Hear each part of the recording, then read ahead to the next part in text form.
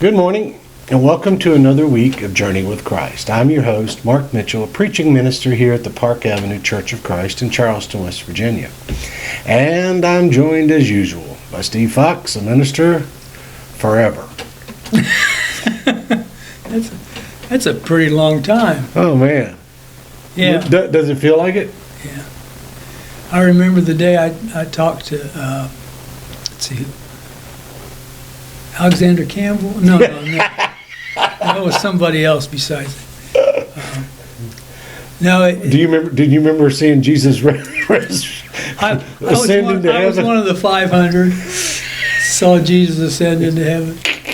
Boy, this is getting close to blasphemy. We better go down. Well, yeah, we better move on. Well, I'm doing fine. I hope you're doing fine. I hope your families are okay. This is one of those weeks that I look forward to because I have 10 grandkids and they're all going to be there over Thanksgiving. I know.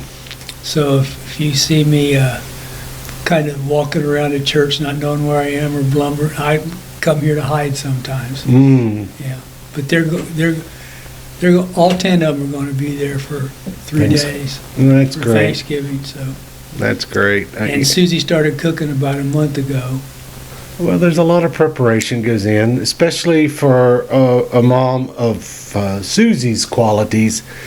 It has to all be just exactly right. That's true. She has everybody's favorite dish lined out. She's got all the little details. She asks the kids what kind of dessert they want. Yeah. She never asked me that. Yeah, well, hey, a part of it could be she just knows what you like. So. Anyway, I hope that all our families who are watching will have a happy Thanksgiving and they'll be grateful for what they have. All of us still have things that we'd like to get cleared up or we'd like to get solved, and that's okay too, but we also ought to sit down, count our many blessings. Yeah, thank God even in the worst of times. We have been on a study that Steve has picked out for us as it pertains to what Israel interaction with the other countries around it, what they saw in Israel and what was intended to be seen by those other nations that God wanted from Israel to do, and we're applying it to ourselves as the church. I mean, Israel is an example to us in what to do and what not to do. And the first week we talked about their let's just call it prejudice towards other people. I mean, they just were constantly judging and demeaning other nations, other races. I mean, they were very, very, as the popular term is today. Of course, everybody now is a racist, but they were racist. I heard a guy say the other day on TV, he said, there are two kinds of people in the world, those who are racist and those who are racist and don't know it. Yeah. Yeah, basically that's what we've come to. That's in our society. That's what we've come to. Well, if you look at, and I don't think this is an exaggeration, it may be, maybe I'm way over the waterfall here, but the Old Testament basically is a history of Israel. Because if you're not in the historical sections, how Israel becomes a nation, or you're not in the wisdom literature, where all those people are writing that wisdom literature who are a part of Israel, and then you've got the major prophets and the minor prophets who are saying, Israel, you haven't done this right, and you need to change, and you need to rework your theology. Yeah, you need to reconnect the dots because you're missing a few. You know, you're drawing a picture of yourself instead of connecting the dots and seeing God. And but in fairness to Israel, it's something that every human out there deals with. And like you said a little while ago, when we learn what made Israel fail, we can take that and apply. Say, why do I fail? Yeah, what are we doing? Yeah. And, and without a doubt, if we extrapolate from Israel over to the church, we have a form of racism throughout many faiths, and I'm only speaking the ones that believe in Jesus, but we have it in all, no matter what religion somebody is using in their life. There are elements of racism throughout. I mean, there is not that everyone and every person is, but they are there. And then we also have the idea that they are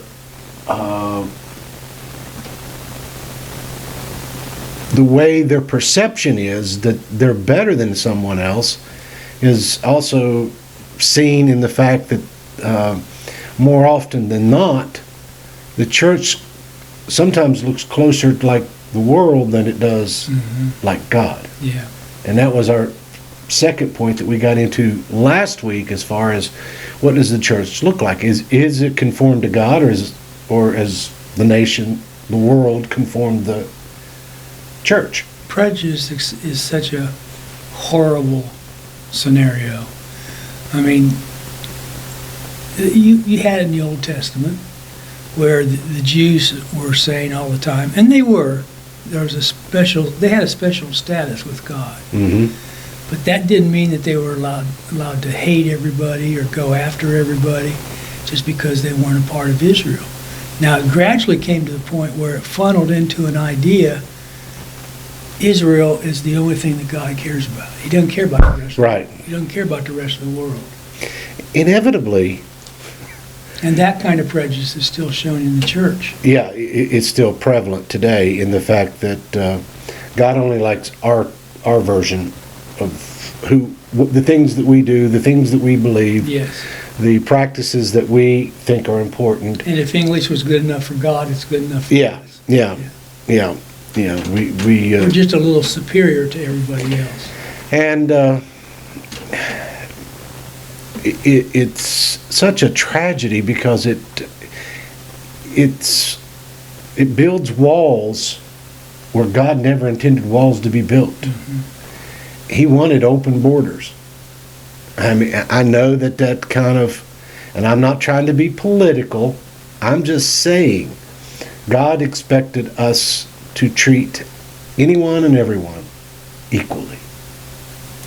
So it's a tough thing. It's a tough thing. Well, today I guess we're going to the next point of our lesson. Why did Israel fail? The first thing we noted last week was she took on a spirit of exclusivism.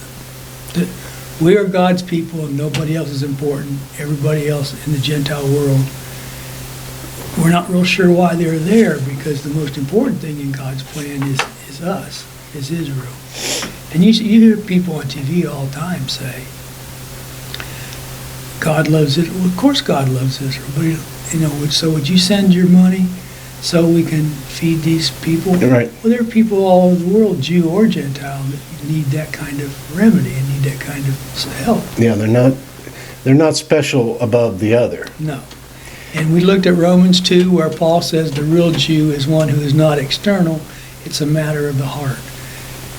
If we are children of God, we are children of Abraham, because the original covenant, it's made in Genesis 12, Genesis 15, Genesis 17, and Genesis 22. 4 times he makes a covenant with Abraham and says, from now on, you're going to be my people. So the real Jew is somebody who's not a Jew external, but it's a matter of the heart. In Romans 9, we studied last week, not all who are descended from Israel belong to Israel. Well, that's very true in the church. Galatians 3 and 4, we looked at last week. There were children of the flesh and children of promise, and they came through different avenues, but all these people came through a station where they had the faith of Abraham, where they listened to what God said and believed him to be true. Acts 10, we studied this verse a couple times. God shows no partiality. He is no respecter of persons. Boy, that's tough in the Jewish world to say, you know what, God doesn't show any partiality. He does not respect persons. I've seen Gentiles that struggle with it too. Oh, my goodness. It's like somebody saying, well, he's prejudiced because he doesn't like blacks. Well, there are a lot of blacks that are prejudiced because they don't like whites. And somehow you got to get this filtered so you understand that everybody is a child of Abraham when they practice that faith that Abraham had. Mm-hmm. So it's the second one. It's kind of similar to the first one we studied. Conformity was, they became conformed to the nations around them. Israel was originally in the mind of God to do all kinds of things, to start a nation that he developed, to bring certain people through that nation in the lineage of David. There's all kinds of stuff about the Messiah in the New Testament that says this is what you were supposed to do. This is what Israel was supposed to do. And I mentioned last week, Carl Ketcherside wrote a book called The Death of the Custodian. Mm-hmm. It's a fantastic book. And basically he says, once Jesus came into the world, we weren't under law anymore because nobody could justify themselves by law. We had to have somebody else who was perfect to do it. And in Romans chapter 2, Paul tells us God wanted other nations to look at Israel and copy their nationhood. And that's exactly the opposite of what happened.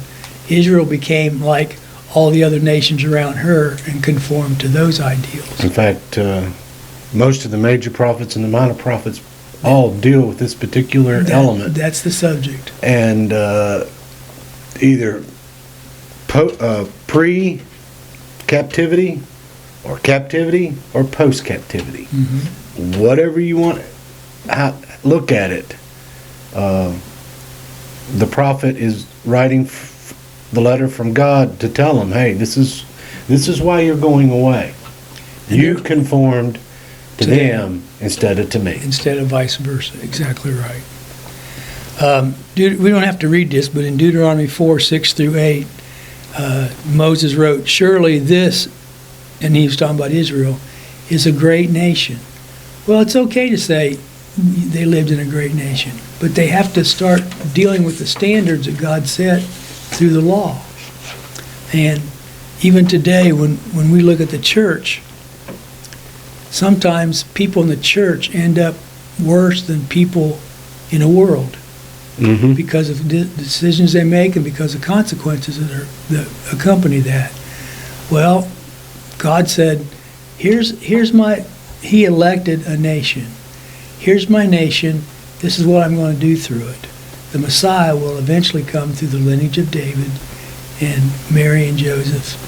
And through that nation will come the one thing that the whole Old Testament is about. The story. It is the story. It is the story. Yeah. Beginning from Genesis. So it's just the lineage. Abraham and his lineage was the vessel from which God came into the world to redeem the world and to make things right. And Moses' reference to its great nation. There have been many times throughout history where nations were great, and most of the time it's when they followed the formula of God. Mm-hmm. When they lived when they lived with some things that we're about ready to talk about, what those nations look like. They had certain elements that actually make a nation great. Yeah. And you want to go ahead and go there to Micah? Now, I want to look at two other things. Their conduct was reflected directly on God, because we read in Romans 2 last week, the Gentiles, the Jews who were not doing what God wanted them to do, the other nations were profaning them. They were talking bad about them, mm-hmm. because instead of saying we want to become like them, it turned around and went the other way, where God says on several occasions, especially in the prophets, don't become like those people. I'll take care of them. Yeah, don't take care of those. Don't. They knew God's will, but they violated. Now, the question we asked a little while ago is, why did Israel fail?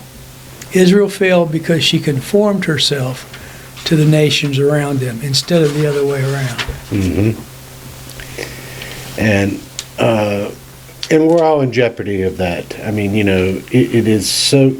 I mean, let's just, like I mentioned earlier, there are times that some churches look more like the world than anything ever got it. Oh, yeah. They don't, and sometimes as I know that part of the popular understanding of that we grew up hearing as members of the Church of Christ was we want to restore New Testament Christianity. We want our assemblies to look like what went on in Acts. Well, good luck on that. Yeah, I know that, and I get what they mean, but you can't just pick and choose the items that you determine are important, because the first century church, holy cow, they did things that we'd freak out over. Mm-hmm. Yeah. So, well, let's take a look at. Okay, let's look at the third one. Mike, I'm gonna go ahead and Are you done with number 2? Yeah. Okay.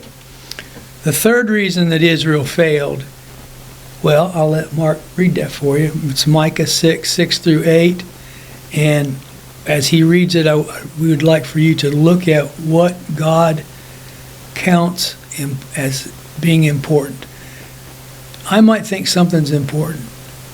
Mark might think something's important, but God basically had a target where he said, shoot at these things. Yeah. And if he don't do the other things, that's okay. Yeah.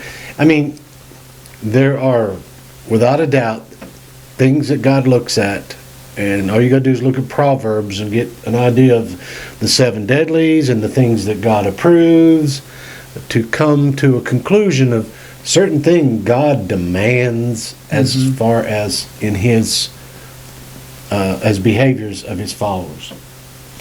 Verse 6 of Micah chapter 6. With what shall I come before the Lord and bow down before the exalted God?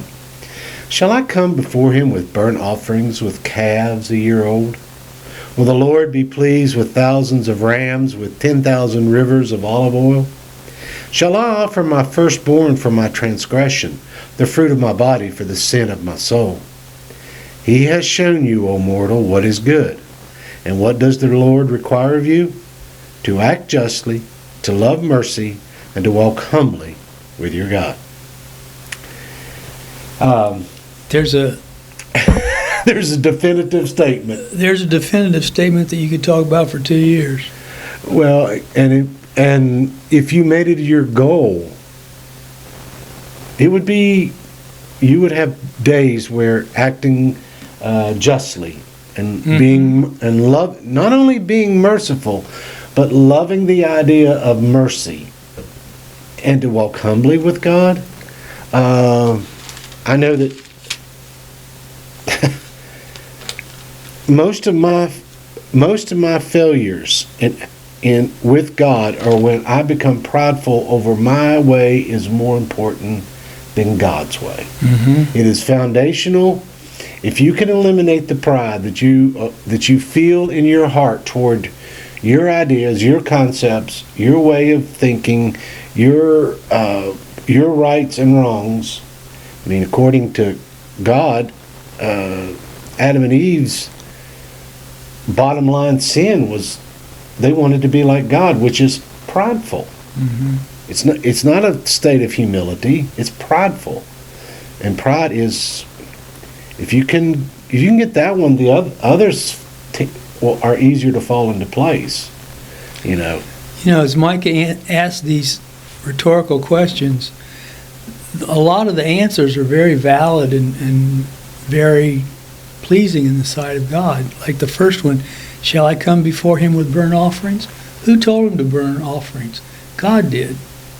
But the writer here, Micah, who is a minor prophet, is saying, if we come before God and we offer those sacrifices and say, now I'm justified before God because I went out and killed a ram or killed an ox, you're missing the point. You're missing the point of the target altogether. And then he says, will the Lord be pleased with thousands of rams? I never knew anybody who had 1,000 rams, but he's exaggerating. He's saying, if I bring God that much, then will he be happy with me? And the answer is no. Well, then he doubles down on it. Well, I don't know. Double down is not even the word, because then he goes with, shall I offer my firstborn? Yeah, that's kind of hard to beat when it comes to sacrifice. Not counting the fact that it's prophetic. And the fact that what does God end up doing? Yeah. He offers up the firstborn for our transgressions. I mean, you talk about flipping the narrative. Micah the prophet is telling them, okay, you want to get there but on your own merits and your own actions, and you think these things are what you've elevated as importance, like making sure, I'll put it modern day Christianity, making sure you show up for church every week, making sure you tithe like you should, making sure that, you end up with your little list, whatever it becomes important on your list. And Micah says, do you think that's what God's after? Let me show you what God's after. To act justly, to love mercy, to walk humbly. And your righteousness will never merit the righteousness that is needed. So God's going to go ahead and take care of it for you. Yeah. In the last part of verse 7, you just mentioned, what if I give my firstborn to be sacrificed for my sins, for my transgressions? The fruit of my body. I was reading the other day, our kids have a series of books about history, and one of the books is about the Aztecs and the Incas, and what was the other one? Aztecs, Incas, and yeah, the other one. I'll call you at 2:30 in the morning and tell you what the other one is. But good luck with that. It said that the Incas worshipped things that were just kind of different than everybody else, and they had come to believe the Aztecs were in Mexico, and they had come to believe that the only way the sun would come up is if you threw one of your children in a volcano. So every day? Every day. You had to throw a child. And I told Susan, I said, boy, that filters it out pretty fast. No wonder they became extinct. So what is the other one? Incas, Aztecs, and... I don't know. Okay. See, it makes me really upset when there's something there that's supposed to come out and it doesn't come out. This is what God wants. This is what you said is important. Sacrifices of rams, rivers of oil, your firstborn, sacrifices of other animals. But what does the Lord require you to do? He wants you to love justice. Man, do we need that in this world? We need it here on the west side. We need it in the state of West Virginia. We need it over our whole country. To love kindness. We've talked before about my friend who said, love God with all your heart and be nice to everybody. That's right. If we followed that, wouldn't have any... Do justice, love kindness, and this one might be the toughest one. And walk humbly with your God. I can walk with God, but I'm so great in different areas, it's hard to be humble while you're walking with Him. That's okay, if I'm moving a little further away... The lightning's going to hit over there somewhere. No, it's not. Isn't that great, though? Because Micah here was dealing with dishonesty and violence and arrogance. And what do we as humans deal with? Same thing. Same thing. Yeah. It's on our list. It's always been on our list. It is the human condition. And the downside of it is, the importance stated in that fact is that is the easy path. The hard path is saying no to yourself in all these areas. Because God intended, we were all created to respond this way, And the amazing thing that happens is when we act, as Micah writes here in verse 8, our lives reflect a greater light than our lives could ever reflect based on our other behavior. In fact, we don't even give light when we don't act justly, when we aren't kind or show mercy, and when we walk prideful in this. It's not only are we looked upon, looked at as being the quality of light. It's polar opposite. It's dark. Who wants to be around that? You can't see anything. Yeah. You can't see a thing. And I think what you said was, you hit it right on the nail when you said, the head of the nail, when you said, these things are not easy to do. When God says, I want you to do justice, I want you to love kindness, and I want you to walk humbly with me, those are not easy. You don't just fall out of bed and those automatically show up. No, I don't get up and just start walking that. Mm-hmm. Because inside of me is a very dangerous wolf, and I fed him too much. There's one on this shoulder and one on that shoulder. And yep. Boy, they go after each other. Well, the one. But anyway.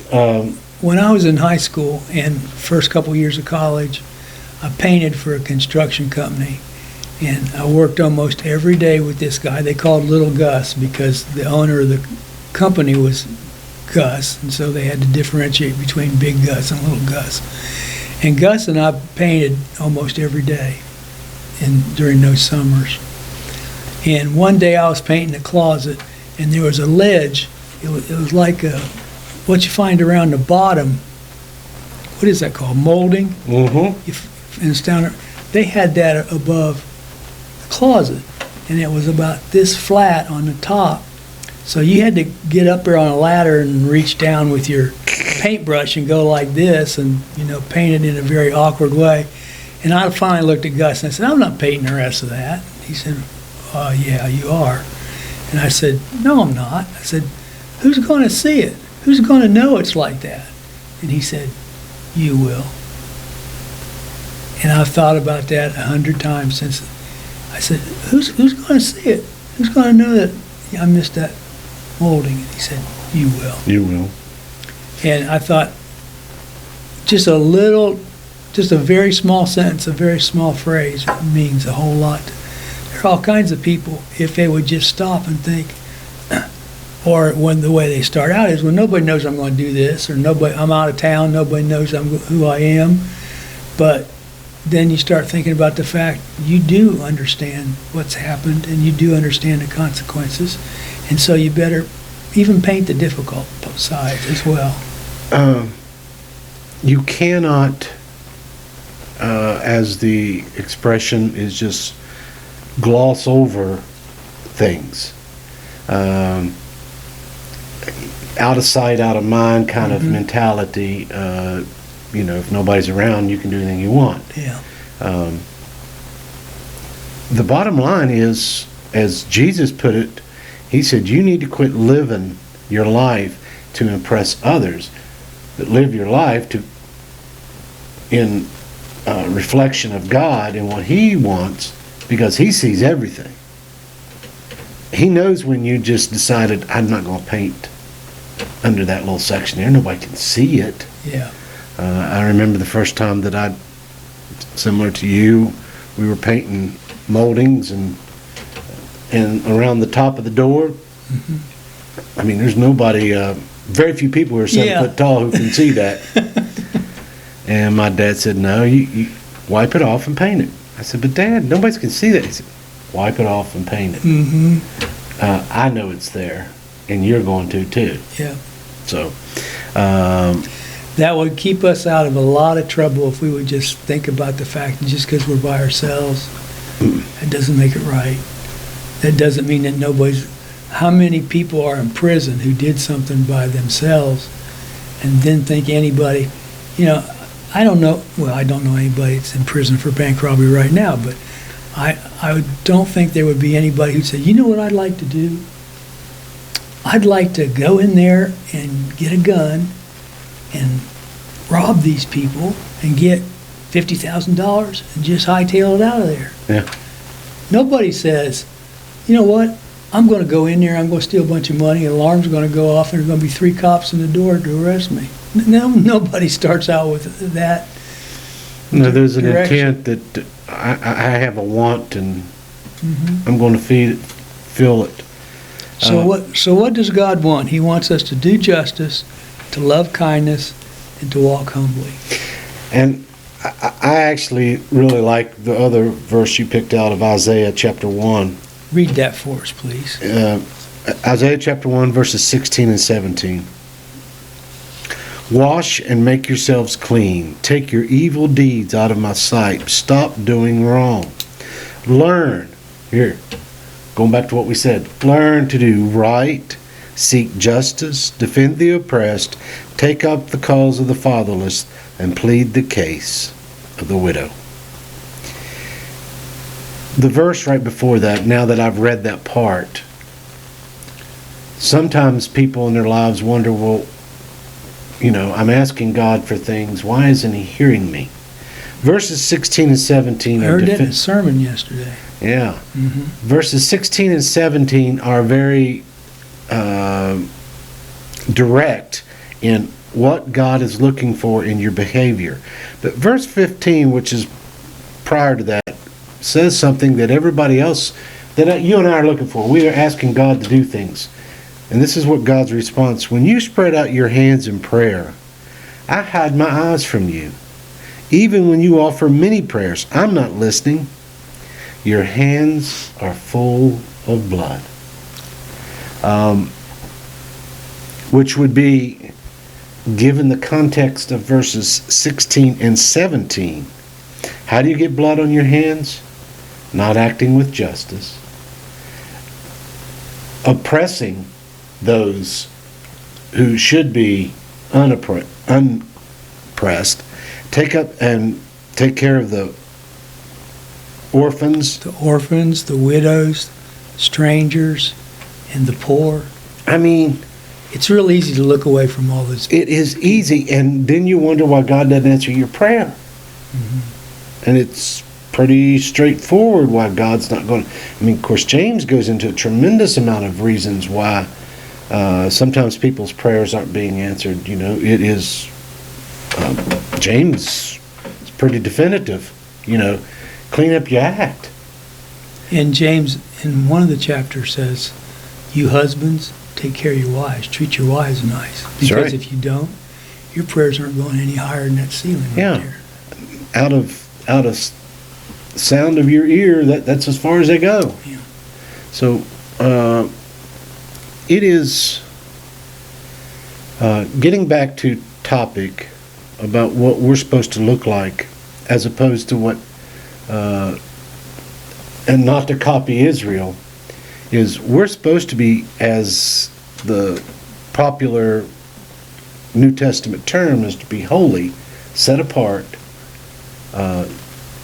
sacred, priests, you know, all those terms that you and I talked about a few weeks ago, that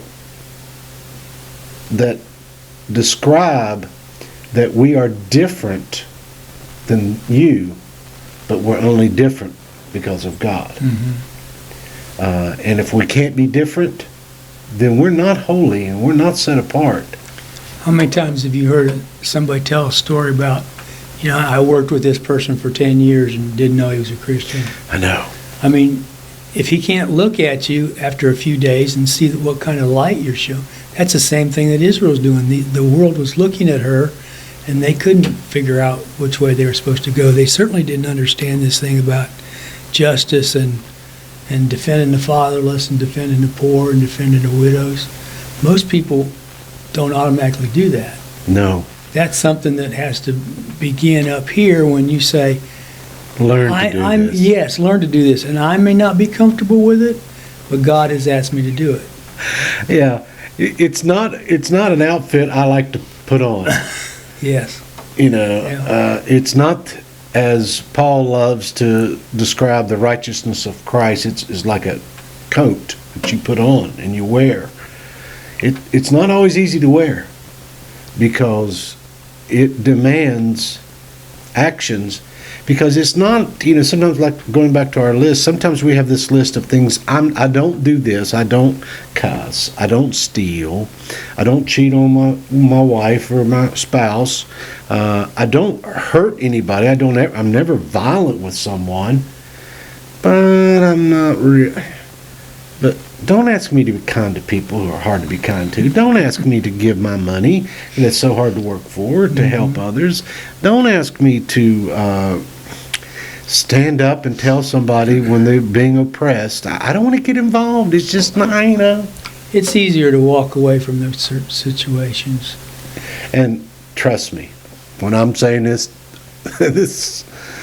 we all have this one. This is a tough one. Yeah. It's not like I've got this down. Well, I'm not saying this to be arrogant, because he says in here, don't be arrogant. Don't be arrogant. Yeah, but I've gone through a period in my life, especially when we went to Nicaragua, where you try to make it easier to help somebody without embarrassing them. Absolutely. And when you start to do that, when you put yourself in a circle where you say, I'm going to do that for this person, there's such a great feeling of freedom that you have, that you didn't walk past the person. Like if you see somebody sitting on the sidewalk and he doesn't have a pair of shoes on, it's real easy just to walk right by him. Absolutely. Like the guy said, hey, did you lose a shoe? He said, no, I found one. But it's real easy for us to walk by that situation and not think about what God originally wanted with the kindness of the hearts of His people. And we need that. We need to be taught that in the church just as much as we need to be taught it any place else. Absolutely. A walking with Christ was never intended to only make sure that you feel good. It is, you take that story and you see how many people you can make feel better. Oh, yeah. It's passive. It's not directed toward you and I as I'm only a receiver. So what do we learn as a church from this? Israel failed when they began their spirit of inclusivism, when they conformed themselves to the other nations around them, and especially when they lost sight of what God counted as important. And you and I always, one of the most fundamental things that we do when we surround the table of communion is we reflect on where is our heart. Yeah. Is it in line?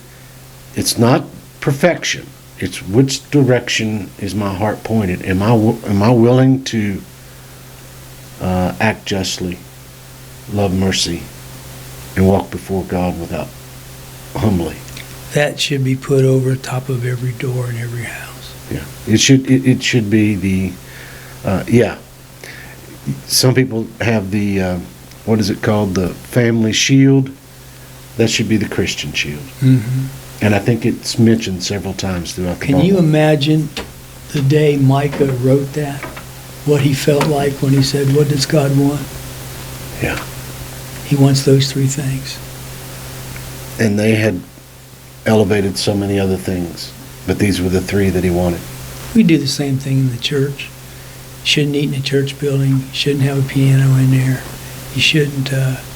Well, we can make a good list. Oh, you can make a long, long list of things that may be important to human beings, but God doesn't care about.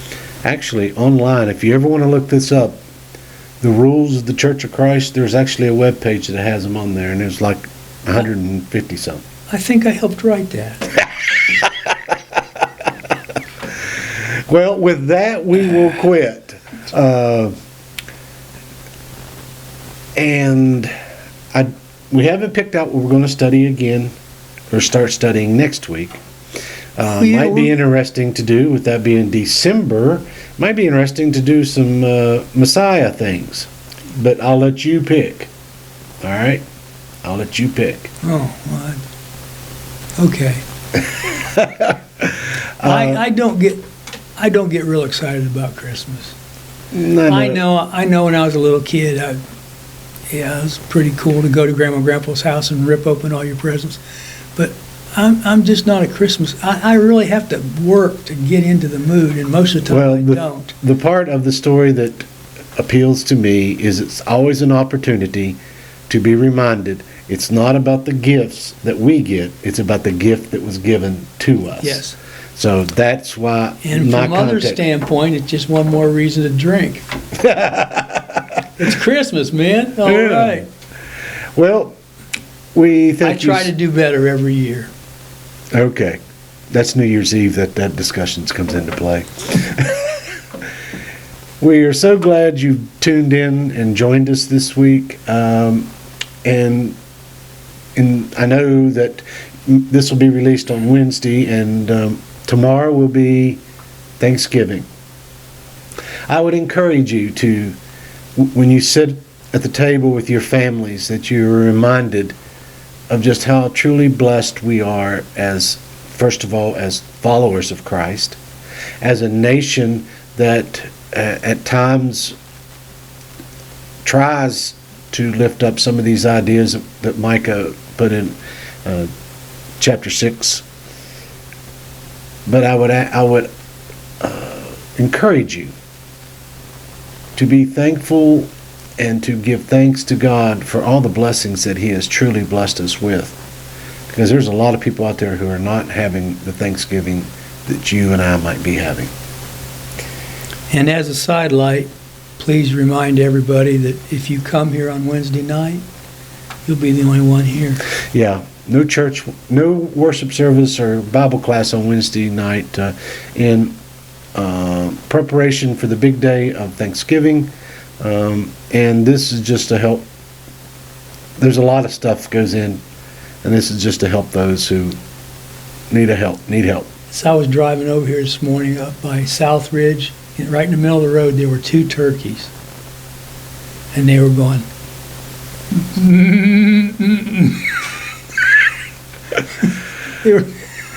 Okay. On behalf of Steve and I, God bless, have a happy Thanksgiving, and we'll see you next week. They were going, moo, moo. Quit. None of them said quit.